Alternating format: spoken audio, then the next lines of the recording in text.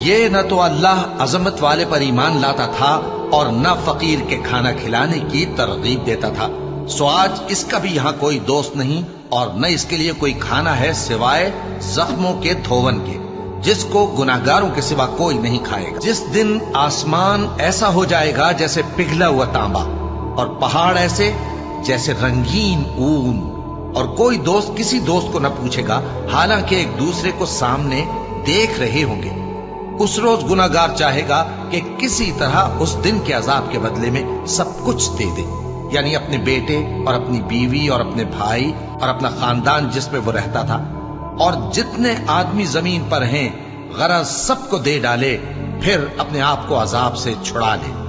لیکن ایسا ہرگز نہیں ہوگا۔ وہ بھڑکتی ہوئی آگ ہے، کھال ادھیڑ کر کلیجہ نکال لینے والی۔ وہ ان لوگوں کو اپنی طرف بلائے گی جنہوں نے دین حق سے